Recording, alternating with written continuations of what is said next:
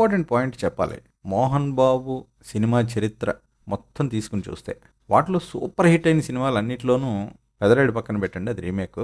'Mohan Babu' super హిట్స్‌లో చాలా సినిమాలు అతను మారి ఇంకో మనిషిగా అవ్వడమే ఉంటుంది చాలా వాటిలో. ఫర్ ఎగ్జాంపుల్ 'గృహప్రవేశం' సినిమా గానీ, అది 'మోహన్ బాబుకి' చాలా పెద్ద హిట్. అందులో చెడ్డవాడుగా ఉన్న వ్యక్తి మంచివాడుగా మారతాడు. ఆఖరికి 'మోహన్ బాబే' తీసిన 'మేజర్ చంద్రకాంత్'లో కూడా మొదట్లో చెడ్డవాడుగా ఉండి మంచివాడిగా మారతాడు. ఇలాంటి పాత్రలు ఎప్పుడు 'మోహన్ బాబుకి' బావుంటాయి. అలాంటివే ఆయనకి హిట్స్ తీసుకొస్తూ ఉంటాయి. ఆఖరికి మీరు చూడండి 'మనోజ్' సినిమా అనుకుంటా 'శ్రీ' అని ఉంటుంది. అందులో తమన్నా ఫస్ట్ మూవీ అయి ఉంటుంది అది.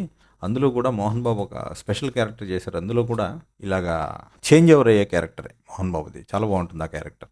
ఏయ్, చేతికి చిక్కిన పిట్టను రెక్కలు విరిచేస్తా, కానీ ఎగిరిపోనివ్వను. వెళ్ళిపోమని నాన్నగారు అనలేదమ్మా. ఆయన కోరిక ప్రకారమే తెల్ల కాగితంలా తిరిగి రావడానికి ప్రయత్నిస్తా. అయ్యగారి దగ్గర అప్పు తీసుకున్నప్పుడు సంకలు ఎగరేసుకుంటూ తీసుకున్నారే, అప్పు తీర్చమంటే ఎందుకురా మీ అందరికి కన్నీళ్లు వస్తున్నాయి? అయ్యగారి ఇరుపెట్టేమైనా ప్రపంచ బ్యాంక్ అనుకున్నారా? ఇక్కడ మనం గుర్తించాల్సిన పాయింట్ ఏంటంటే, కన్నప్పలో విష్ణు చేసిన కన్నప్ప క్యారెక్టర్ అలాంటిదే. అంటే ముందు ఒకలా ఉండి తర్వాత చేంజ్ అవ్వడం.